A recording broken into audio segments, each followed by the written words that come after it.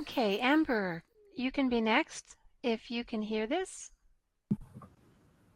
Yep, I can hear you just fine. Okay, good. I'm glad the audio's back. Thank you, Mercedes. And go ahead, Amber. All right. Hello, Tom. My questions are kind of related to things that were already discussed. I have a question about depression and anxiety, and one about changing perceptions and attitudes. The depression and anxiety one, recently I felt triggered. This is just a background for everybody in my question with anxiety and everything. And I went to a healthcare professional and mentioned it. And, they asked about a familial sort of connection and any family history.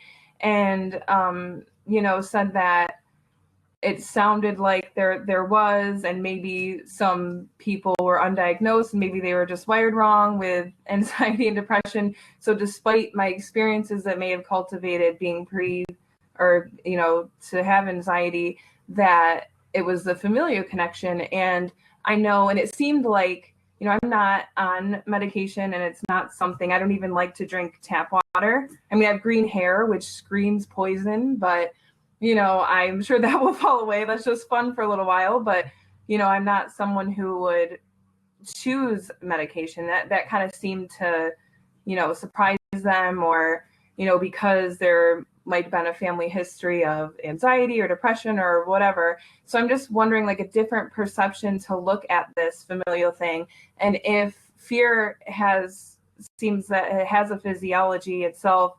So if the family is handing down these fears, could we look at it as that's why the physiology persists? So I'm just wondering if you could talk about that. Yes, that does work that way. You tend to pick things up. You pick up ways of dealing with things. You pick up attitudes from your environment. And of course, your family is that most intimate of environments. And when you're a child, particularly, it's your parents, because your parents almost godlike. They know everything. They take care of you. So as you have experiences in this world, you tend to create a model of existence based on those experiences. So if your experience is that life is harsh and terrible, then you feel maybe like a powerless victim.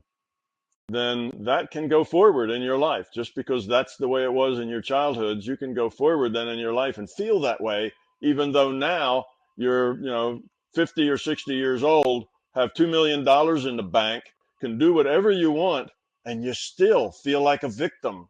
You see, a victim that can't, that's always under siege. You've got this siege mentality of things. You always have to watch out because there's something going to get you. And you carry those things along with you. They're fears that you get. If your parents are terrified of water, then neither one of them swim. Well, in those families, the children tend to be terrified of water and don't learn to swim. So you can pass fears around. People do pick them up, and then they have to get rid of them.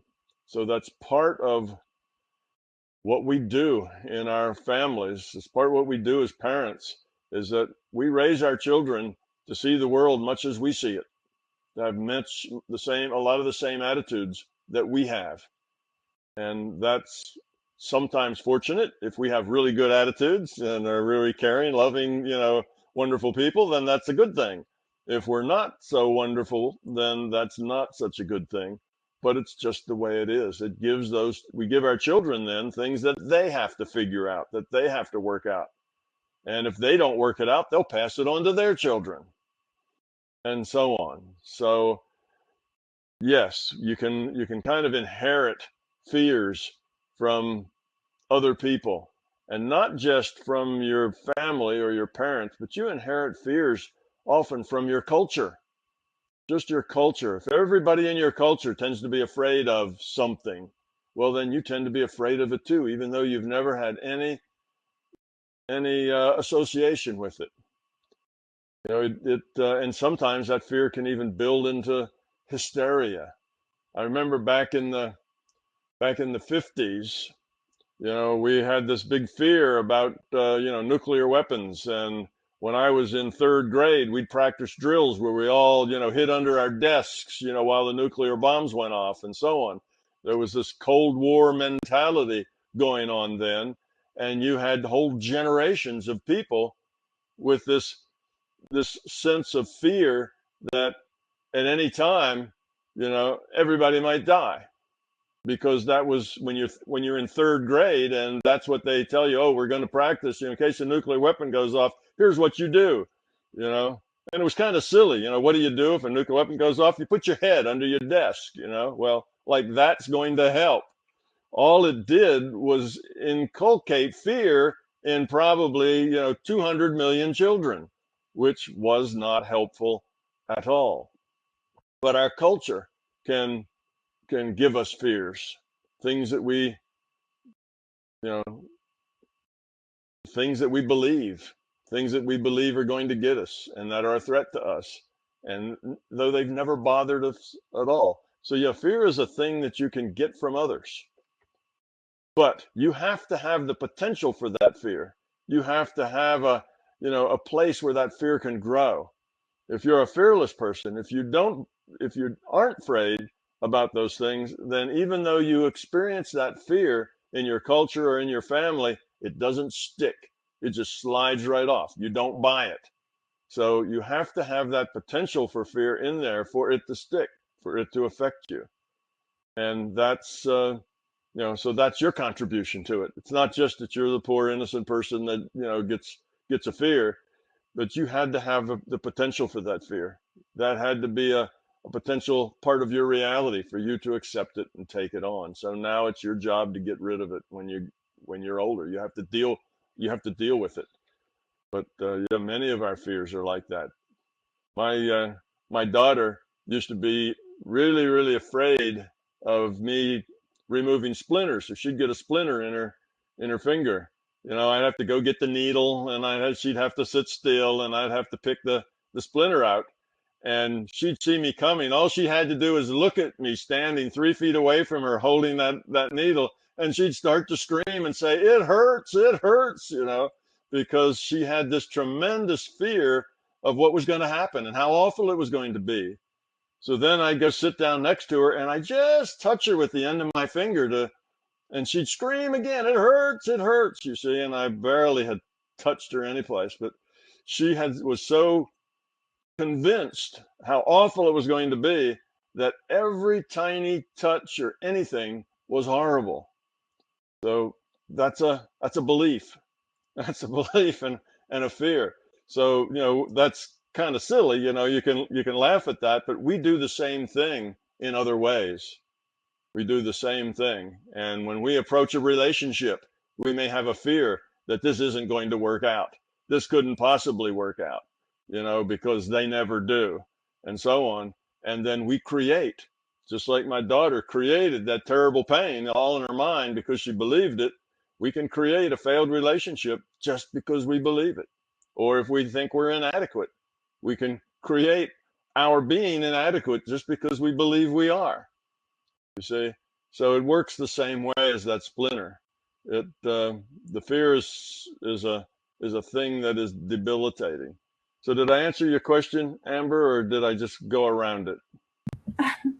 I think you answered it. I know you kind of spoke to it earlier about how our fears and beliefs can create the affect neurotransmitters and create the problems physiologically, and so yeah, I think you answered it. My other question with the perceptions and attitudes is tied into that, because as I'm surveying over my own life and my behaviors, kind of trying to just admit what I see and everything, I'm unearthing attitudes and perceptions that are just not what I want and that are not good. They're not helpful.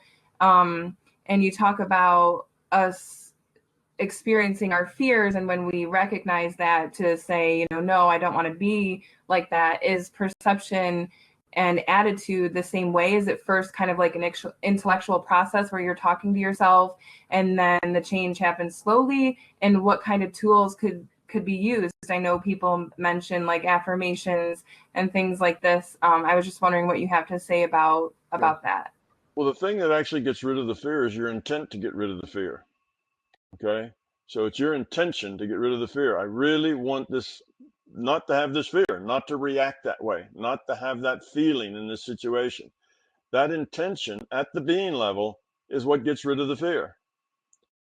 Okay. So if you have tools that help you focus that intention, like an affirmation helps you focus your intention on getting rid of the fear. It's like people post notes, sticky notes on their refrigerator door that says, I am a wonderful person and this is going to be a good day.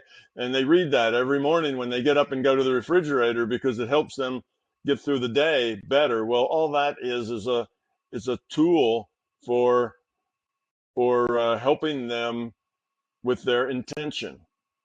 It helps them have an intention to have a good day. It helps them modify the probability that they will have a good day.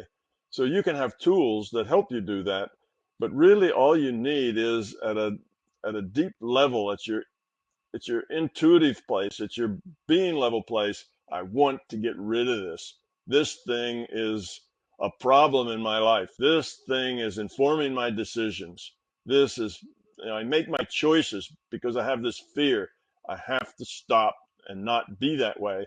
And if that's the way you really feel, that's a strong intent from the being level. And if you maintain that for, 6 months or a year, or however long it takes, the fear will go away. You will get over it. So any kind of game you want to play that helps, make that intention come out, whether it's a Post-it note on your refrigerator to remind you you're not going to, express that fear. You're not going to stuff it down. You just don't want to be it. You don't want that ever to boil up inside of you. Then that'll help. Remind yourself of it all the time. Keep it in your mind. I am not going to be like that. And it'll just go away. The intention is what changes things in consciousness. So you just have to want to do it. But if you only have that as an intellectual want, I want to do it, then it's not very powerful. You have to really feel it at a deep level that you want to do it, not just think that you should do it, or it'd be nice if I could do it. That won't work much. You have to really want to do it. If you really want to do it, you'll catch yourself when that fear starts to bubble up and just say no, and don't let it control you. It'll just over time go away. Thanks, Tom. So I feel like, my biggest block is fear. Well, one of them is fear of inadequacy. And so I feel that at my being level, I want to get rid of it. But so that must not be true at this point or something. But I don't know. I'm somebody who likes, I think using tools is helpful. I like metaphors and things like this. But I can feel that at this point, when I'm noticing my fear, it is more of an intellectual process, I guess, and I can tend to sort of fixate on it's a problem instead of just taking actions that kind of are the opposite of the fear, basically. So your response was really helpful. Thank you. Yeah, that'll work. We heard Cheryl talk about her tool was to make courage badges. Well, you can make courage badges, or you can have a certain necklace that you wear, and you can say, when I wear this necklace, I'm going to have courage. I'm not going to respond to that fear. I'm going to be different. Those things won't bother me when I'm wearing my courage necklace or my get rid of fear necklace. And all that is it's just a tool. But you can do that. You can make up these tools, and they will work because it's a thing that keeps reminding you to stay focused on getting rid of it. So that's what you need to do, and any sort of tool like that will work. But it takes time. You say you're not so good at it, but until you've worked on it real seriously for 6 months, you don't know whether you're very good at it or not. Don't expect that, I want this thing to go away, and now it's been 2 weeks and it hadn't gone away. I must not be doing it right. It takes a lot longer than that. It may take years to get rid of something that's a big fear, a big fundamental fear that's deep in the core of you. It's going to take some time. It'll probably take some years to get over it, but you won't get over it if you don't start on it. So don't be put off by it. Might take a long time. Just keep working at it and be steadfast with it. Don't feel like if it's not gone in a month or 2 months that somehow you're not doing it right. Just keep after it. You will succeed. Your intent will change it. All right, thank you, Amber. Lawrence is back with us on the Fireside Chat. Lawrence, if you'd like to go ahead with your question. Sure. Hey, Tom. How you doing? Lawrence? Nice to talk with you again. So, my question was, in one of your videos, are you able to hear me? Yes, I hear you just fine. All right. I got some video lag, so that's all right. So, in one of your videos, you were talking about raising the pH level of a bottle of water, saying that if one uses their focused intent, they could modify the bottle of water and move it up a whole pH level, if I'm not mistaken, right? I think they moved it up. That was the thing that Edward Teller, a physicist, actually did some experiments like that, and they're on YouTube. And he Right. shows, and I think they did eventually get it up to a whole pH number, yeah, difference. I mean, they got it up just a little at a time, a little bit more, a little bit more. Every time they'd work on it, they try to raise it just a little bit more, or lower it, I guess, if you want it acid. And eventually they made quite a big difference in the acidity of the water. And they did the same thing with the alkalinity. It's not just acid, it worked either way. Wow. All right. So you're saying that. So my question about that was that. So let's say that someone takes a bottle of water like with a pH of 5.0, and then they get the guys in to use their focused intent to raise the pH level. I'm not sure if you saw this video on YouTube before, but this one lady, she's taking like all the water that she bought from the store, like Fiji and just regular water, and she's putting these pH drops in it. And as she puts the pH drops in, like if it's acidic, the color of the water is like this like yellow color or whatever.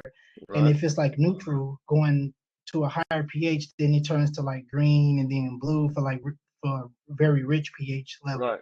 So I was wondering if if someone took the water, like let's say with the 5.0 pH, and they took the pH drops and they dropped it in there, and then it showed the yellow as being acidic or whatever. And then let's say that they using the same water, the guy used his focused intent, and so little by little, I'm not really sure of like when you say that they're taking it piece by piece, is that just on paper? So like for instance, let's say that they say that, okay, we raised the pH level of this water now from the 5.0 to the 6.0.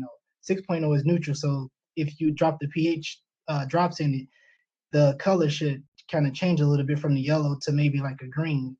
So is that what you're saying? If you could move it that much, you could actually get it to change color, because this pH tester is the same kind of testers you use in swimming pools, where you test, chlorine levels and acid levels and that sort of stuff. It's just, you can buy those almost anywhere, but you can buy them at pool places. The chemicals that test acidity, it's sort of like litmus test, on litmus paper. You touch the paper to something and it turns blue or it turns red. It's a similar kind of chemicals that they have in it. But what he did when he made these beaker of water, he took a beaker of water right out of the spigot, and then he put an acid tester in it and got the pH of the water. And then he started trying to, I think, lower the pH. And he did that over time. He had the person work on it for maybe a half hour or so, and he'd see that the pH went from neutral, which I think is 7, not 6. It went from neutral down to, maybe 6.9 or even 6.95. And then he'd try again, and then it would go from 6.95, down to 6.8. And then he'd try again. But over time, he could work it down. It wasn't like he worked on it for 10 minutes and it moved the whole pH level. It very slowly was he able to make it drift down. So eventually, over a fair amount of time working on it, he could get it to change the whole pH level. So I don't know how sensitive those color chemicals are, how much pH you actually have to change before they change color. Maybe quite a bit. That may be a pretty crude measurement. he had a scientific measurement that gave pH to like 3 decimal places, and a meter. He had something that was pretty accurate and very accurate to several decimal places. So he could see even small changes. And what happens is you can only change things within the natural uncertainty of those things. And water at any time has some OH minus and H plus ions drifting around in it. The H plus being to acid side, the OH minuses being to the base side. You see, so he used his intent to modify the number of those H pluses or OH minuses within the water, within the uncertainty that was natural for that water. And he could do that, but that only raised it a very little bit. But then give it a while to kind of be equilibrium again, then he could do it again. And that would change it another little bit, and then let it equalize and then do it again. Every time he was starting with like a new beaker of water that was a little more acid, and each time he was making it, become even yet a little more acid. So it was a thing that you can only change it as much as the uncertainty. So there's some uncertainty about how many H pluses and how many OH minuses there are in a glass of water. So he was changing that within that uncertainty. He didn't sit down, think about it, and wham, there was went from 7.0 to 6.0 quickly. That's not what they were doing. You have to only modify things within the natural uncertainty. At least that's the easy thing to do. Other than that, you actually have to overrun the rule set and do something dramatic, and that doesn't happen that often. I see. And so so it's by him looking at the water and focusing on the water, like using his so it's something to do with him looking at the water also. Oh no, he didn't have to look at it. The experiment he did had the guy sitting there about 6 or 7 feet away from the beaker of water and looking at it. That was how his experimental setup went on. But none of that's necessary. The guy could have been in another room. The guy could have actually been in another country. He could have he could be vacationing in China and change the water just as well, even though it was sitting in Tiller's lab, here in the United States. So the distance and seeing it isn't important. What's important was the intent to change the pH of that water, to create more H plus ions in it. That's what was important. And he focused on that.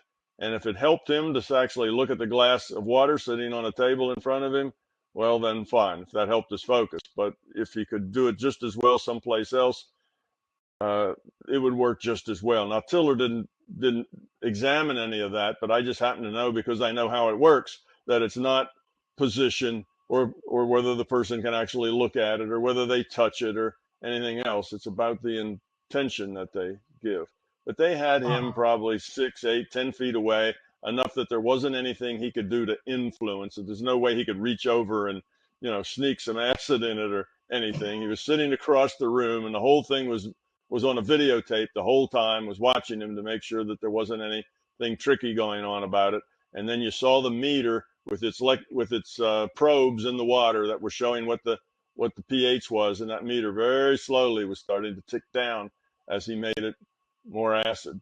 So that was the experimental setup. And I don't know how to tell you to find it on YouTube, other than I've seen it on YouTube. I know it's out there someplace, but like most things we see on YouTube, I have no idea how to find it again.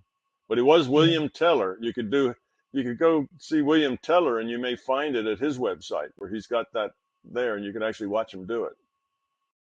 Right. I'm just wondering how does that particular bottle know to change its pH? Like if they're using a specific bottle of water, just taking one out of a random selection of water. So it's just like, how does that particular water know to change its intent if he's not? The water doesn't know anything. The water's just water. What he's doing is he is creating more H plus ions in the water that weren't there. He's moving the probability of there being more H plus ions in the water. Okay, there's some uncertainty about what's in the water. The uncertainty says, let's say they're going to be, 1,000 H plus and 1,000 OH minus. that they're just happen to recombine the stuff in a big bottle of water. It's like that. Those ions are in there all the time. The water changes. Okay, So but he's it's very, very small. So he's just making a change. He's changing the future probability that there'll be more H plus ions in than there were before, and the change has to be within the uncertainty. So the uncertainty would say that any bottle of water you look at that is this size is going to have 1,000, or maybe it could be 900, or maybe it could be 1,100. They change. It's within the uncertainty of the water, because that's just minor. It's way down in the second decimal place, maybe the pH. So he's just changing that within that uncertainty. Now there's just more H pluses just form up in the water, and not so many OHs. That makes the water a little more acid. So he keeps thinking of it, and just more of those H pluses just form up in the water, because this is a virtual reality. So it's virtual water. That's the thing. So he has to work within the uncertainty that's there, and then he can make small changes within that uncertainty. But the changes can be additive, is the point. All those little changes can add up over time. I see. I sort of get it now. I'm just thinking, like, so he must be using some type of device and looking at the pH, the pluses and minuses, and from that he's kind of like etching his way up, and he, like, just from the device he's using, basically. He could use a device as a feedback mechanism. Yes, he could be doing that, but he doesn't have to. Without the device, he could do it just the same. He could sit there and work on it, and then work on it some more, and he could do that, and eventually he'd be able to get the pH to change anyway, whether he had the device in it or not. If you just measured at the beginning and then measured it at the end, he could still do it. So it's not the device that does it, but the device might help him focus. It might help him say, oh, okay, when I do this, I see I get the change I want, so I'll do more of this. It may help him focus and help him get his intent steady. So the device sitting in there all the time would just be a tool. You can buy things like that from Pear Labs closed, but they have a part of Pear Labs now sells gadgets for people to use the same sort of thing in their mind, and they have a thing that has random numbers. It's a random number generator, and it'll sit there, and on your computer screen it'll show you the average of the random numbers, and that it's going to draw. It's going to draw, say, 100 random numbers, take an average, another 100 random numbers, take an average, and you can use your intent to make that average be higher or lower. And you can buy these devices for, I don't know, not a whole lot of money, plug them into your computer and sit there and use and practice using your mind to influence how that random generator works. And that random generator isn't a pseudo random. It's an actual, I think, a little radioactive source or something that gets actual, random numbers from decay. It's not a pseudo random out of an algorithm. So you can modify how that little thing decays, how that source decays based with your intent. It's a very similar kind of thing. And look up Pear Labs and see if you can't find that. Now you get a device, put it on your screen, and you can sit there and practice using your intent to modify how a radioactive element decays. Cool. All right. Thank you so much. And my last question was, you spoke about going out of body. One of the first ones that I heard was when you and Dennis Menrick with Robert Monroe went out of body met at the top of the lab and went on a journey together. And then I saw the interview that you did with Kevin Moore, and toward the end you were talking about intent and how somebody could send people thoughts, and you really don't know if it's an individual unit of consciousness, if it's the database, or if it's your own personal memory. So my question was, if people are, it's like, so for instance, like, let's say two trained meditators who know how to do the out of body, like you and Dennis Menrick. Let's say you guys go out of body, and is it possible for one of you guys to, so like, let's say you going out of body, but you wrote down like a sequence of numbers. So could you, in theory, go out of body with him, give him those numbers, and then he could speak them the same? Well, that's possible that you could trade information like that. But with Dennis and I, we were basically having a conversation about what we saw and what we did and what happened while we were both out of body together. And the conversation, I'd talk and then he'd respond, and he'd talk and I'd respond to him. You see, so you could say that one person was having that experience and the other person was just having an experience through that other person. They were just, tapped into that other person's mind and weren't really there having an independent experience. That's a possibility for how that would work. But to me, that's an even more difficult thing to do than just to have two out of body experiences together. It's not the simpler answer as far as how to explain that. So yes, that's a possibility though, that one is reading the mind of the other and just they're interacting with each other's minds like telepathically, and they're seeing Right. the same pictures, like you're seeing the same thing through his eyes. But it didn't Right. always work that way because you see, the reason that's so hard is that I would see something and I'd point it out and then Dennis would see it. I'd say, "Oh, look at that. Do you see that thing?" And he'd say, "Oh, you mean the thing that goes off to the side and then has that little circle there?" And I would say, "Yes. And besides that, did you see that in the circle there's a red dot?" And he'd go, "Oh yeah, I didn't see that before. I see the red dot." So who's leading who? You see, it was back and forth between us. So that would have meant that we were alternating reading each other's minds and seeing each other through their minds back and forth in a conversation. And that seemed to me just more far-fetched, more problematic that we could switch off like that smoothly. And the better explanation is that we were just both there in that reality together, and we were having this interaction about the things we saw. That just is a whole lot simpler way of explaining it. But yes, the other's possible. I think it's just a lot less likely. I see. All right. Thank you so much. I appreciate Hmm. that. Yeah, you're welcome.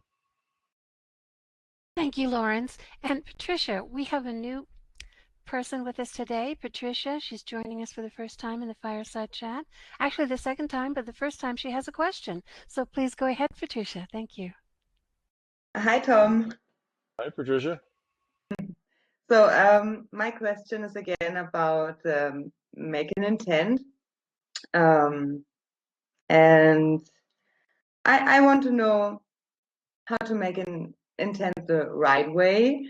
So, I know you say it should be on the being level and that it's necessary to really want it, but how many details have to be in there, or how exactly has it to be? It doesn't have to be detailed. It has to be clear enough that it's meaningful, that it has some precise meaning. I shouldn't even say precise, that it has some meaning. So you don't want something real general isn't as powerful. Let's say you have an intention to heal somebody, and let's say they have a cancerous tumor someplace, and you could just say, "Well, be well." That would be your intent. Be well. You see, now that will help them, but it's not as powerful as if you use your intent on making that tumor go away. You see, because now you're more focused on a very specific thing. So Mhm. even though the be well is helpful, it's not going to work as well to get rid of that tumor as if you really work on the tumor. So you don't need any more precision than what's required to define the problem that you're trying to work on.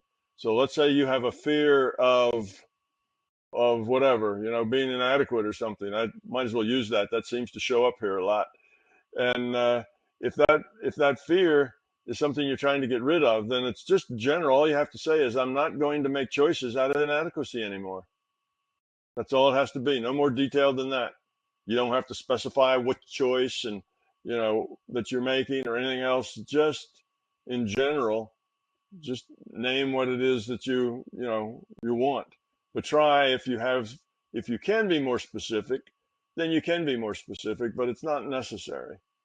So even a very general intent will work very generally, or a precise intent will work more just on that thing, but not necessarily on other things. You see, if you say be well, then you're helping them with their headache, you're helping them with the tumor, you're helping them with the athlete's foot, you're helping them with everything in their body that needs to be more well. Whereas if you just work on the tumor, you're not doing anything at all for the headache or the athlete's foot. You're just working on the tumor, but you're putting more energy just on that tumor. Now here, energy is a metaphor. So sometimes something general like, I don't want this fear of my inadequacy to inform my decisions. Well, that's as much as you need to say. You don't have to be any more detailed than that. So it depends on what you're trying to do. You do have to have it from the being level. That's very important. If it's from the intellect, it's very weak. From the being level, it's much stronger. And at the being level, yes, you have to really want it. You have to feel that you want it. You have to be, it has to be, other people would say from the heart. It has to be from the heart, not from the mind. That's another metaphor that you can use. I just say being level rather than from the heart. But it probably means about the same thing to most people. So you have to really want it inside at the core. And if you do, then that's a powerful intent. Okay, thank you. And is it enough to want to get rid of something, or do you have to be focused on the goal? You know what I mean? The goal could be just getting rid of it, if that's the goal. If it's like a tumor, that would be the goal, to get rid of it. So we don't have a cancerous tumor anymore. But it doesn't have to be just that. You could focus on, stage one, get that, and then focus on stage two. You could break it down into pieces. You could just, sometimes people work just by seeing the result. They just see somebody in their mind. They see somebody who's bedridden or something. They see them up walking around. So in their mind, they just focus on that person feels good enough and is able to get up and walk around.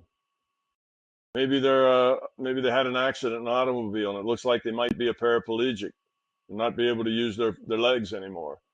So you want those nervous system to heal in such a way that they can use those legs. So you may just see them walking around. You don't have to actually go in, see the nerves, make the nerves, regenerate down into the cellular level.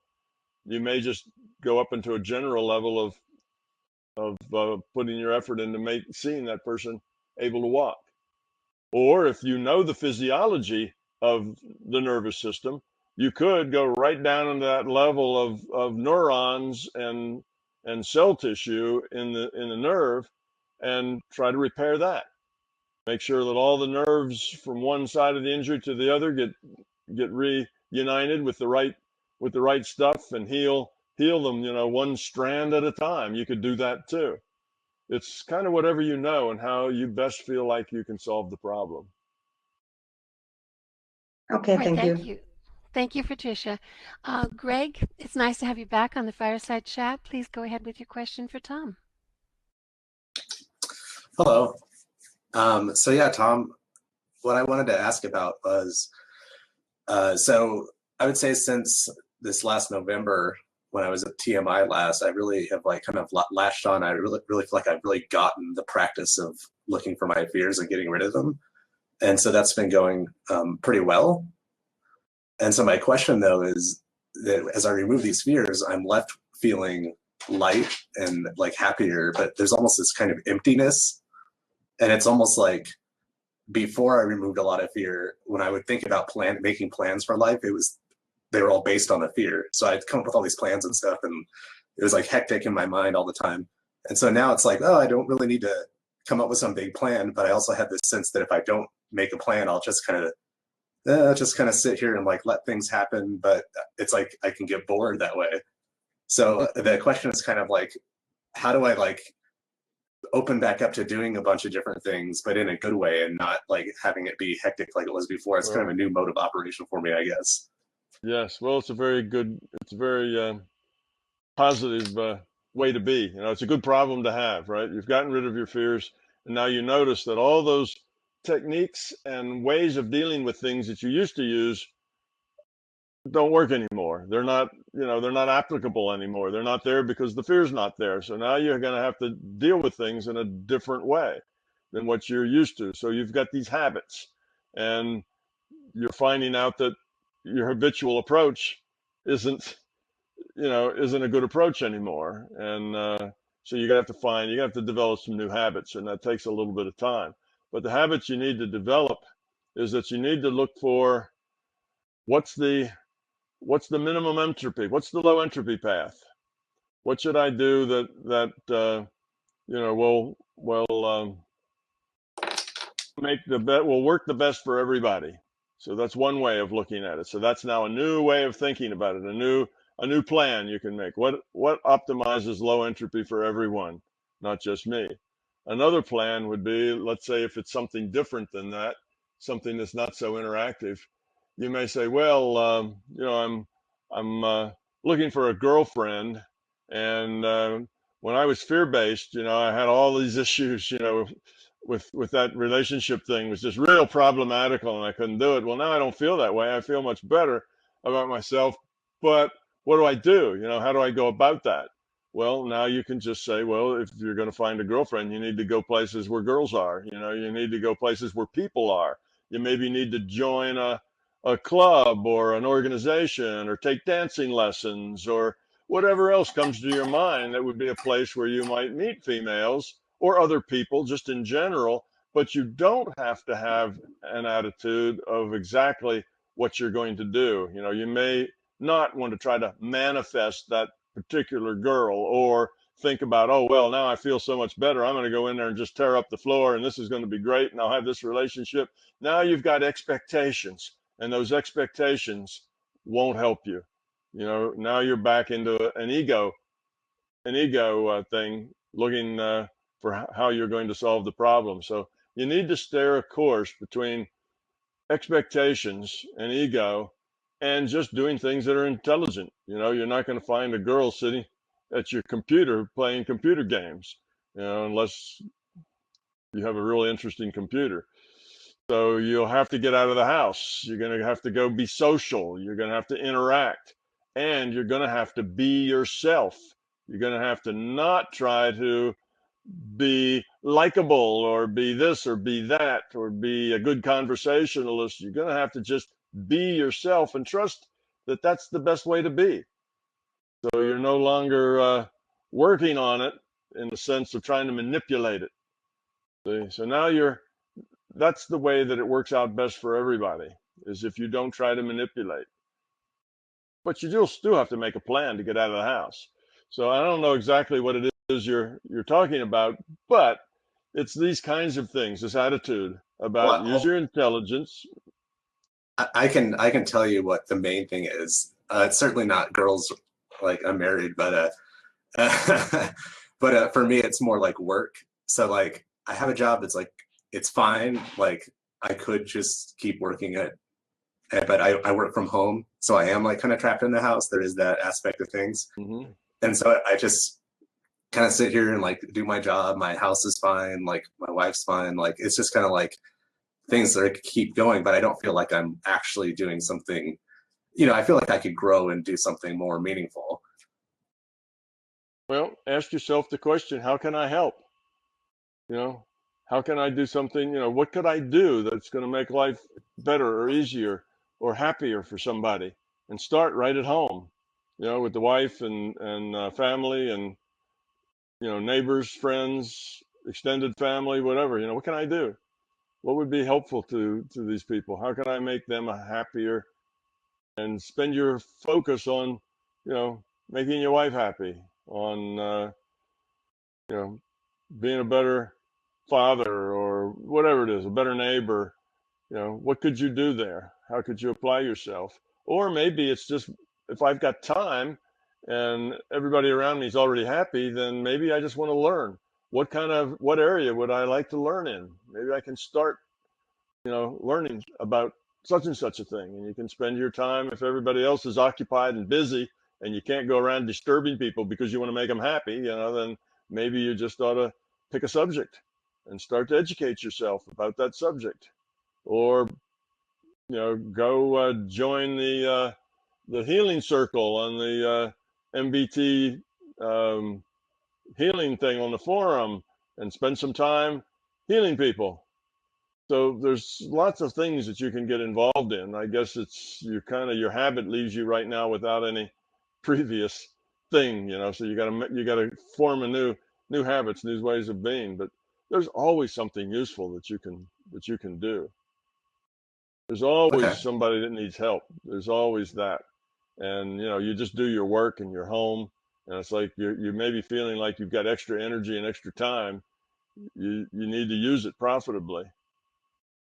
Look around, see how you can help. There's almost always people around that would actually be happier if you would pitch in and do something or give them some time and attention or whatever.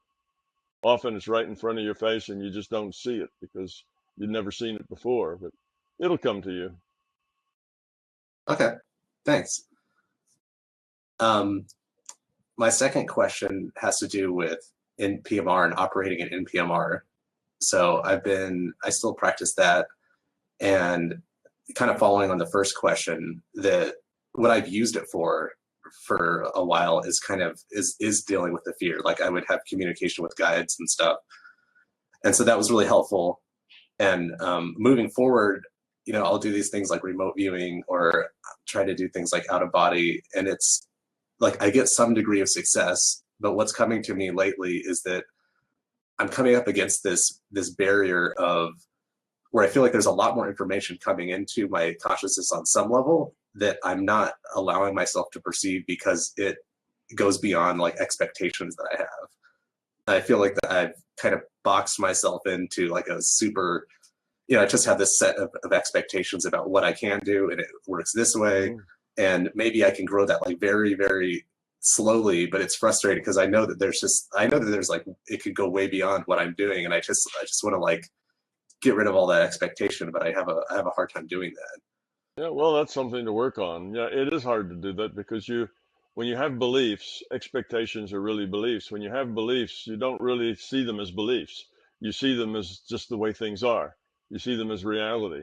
So they're hard to find and hard to deal with and hard to get rid of.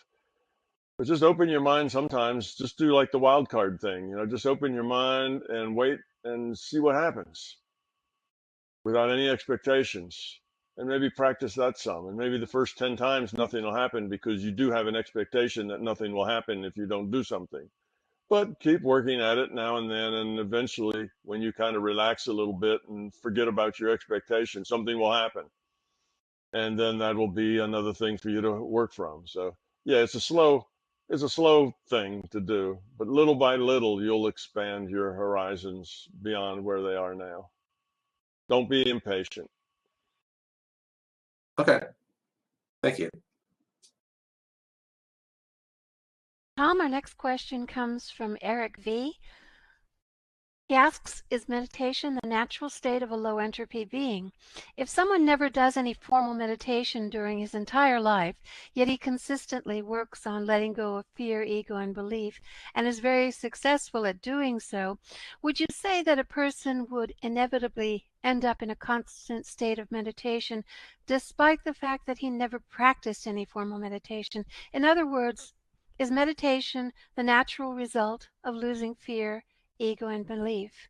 Is it the natural state of a low entropy being? Yes. That's probably the shortest answer I've ever given. So I'll say a little more. I don't want to outdo myself too much, but anyway, yes is the simple answer. It is. You don't have to meditate. This thing I call meditation is a very broad basket. It's not just sitting down and saying a mantra or practicing with your breathing or whatever else. Meditation can be anything that you let go of the physical world and interact with whatever's in your head, whatever's in your mind. That's a meditation. So you can do that just, sitting at a, you can do that sitting on a bus. You just let all the busyness on the bus go and you just are inside your head, um, interacting with your consciousness. You can do that anywhere, and it doesn't have to be called meditation, or it's not a formal practice. It can just be. So yes, people who are get rid of their fears and are working toward becoming love and they're successful at it, even if they never formally meditated, their life is a meditation. What they're doing and getting in touch with themselves and others is a meditation. So meditation is a tool, and that tool is a natural part of your growing up. Whether you ever learn how to meditate or call it meditation or not, it's not important. So yes, indeed, a yes, yes, and yes to your questions. One more question Eric has. What's the mechanism behind gaining exceptional abilities from brain damage? There are a number of documented cases where people gain exceptional abilities from brain damage, such as exceptional mathematical ability, the ability to perform calendrical calculations of amazing complexity, extraordinary memory, the ability to play intricate piano pieces that take most people years to perfect, seeing geometric representations of mathematical formulas everywhere. Two questions. If the physical brain sets the constraints for what the consciousness can do, shouldn't brain damage lead to more constraints rather than these types of exceptional abilities? How does MBT explain this? Where do Okay. these exceptional abilities come from? All right. It's when you have a physical altercation to your central nervous system, which we could call brain damage, it changes the constraints. Okay? Now, we tend to assume that it always increases the constraints, but that's not necessarily true. It just changes the constraints. Now, if you get hit over the head with an iron pipe, it's probably going to increase the constraints so that the consciousness will have more constraints when playing that avatar. But depending on what it was that damaged you, particularly if it was an illness of some sort that left you altered, then the you know the better way to say it is that it changes the constraints. It can lessen constraints, and it can do some of both. It can create some additional constraints in this part of your central nervous system and decrease constraints in other parts. So it just changes things. And however that change then changes according to the rule set, however that changes your being, then that's what the conscious will have to work with. So you may fall off a ladder and suddenly start having a lot of precognitive dreams that you didn't have before you fell off the ladder. That's just a modification of your constraints. So the biology can do either. Now, often what happens is that you were ready for that change. You were ready or you needed that change. And if that's the case, the fall or the accident just becomes a good excuse for that change starting to show itself.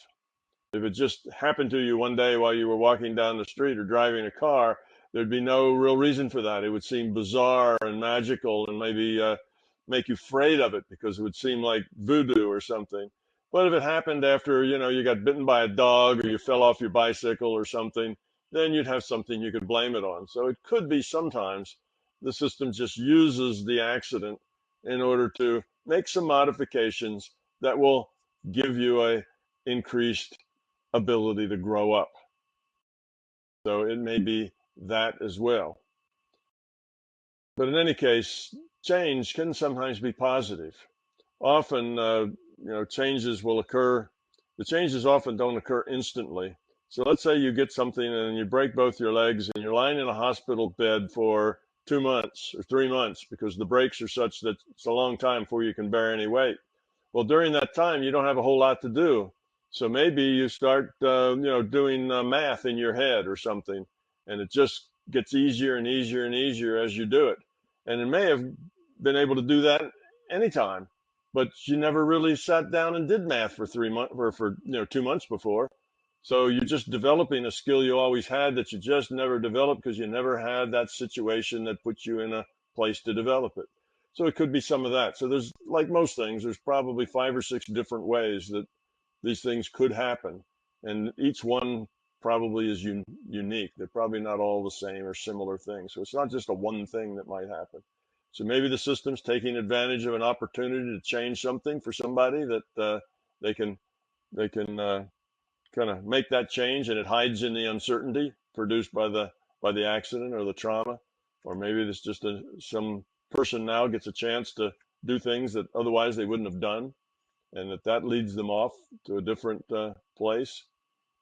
Or maybe it actually changes, shakes something up inside the brain, that, a hormone or something that just makes your chemistry different. And that different chemistry may have different constraints. And some of those constraints may be greater or less, or some of each.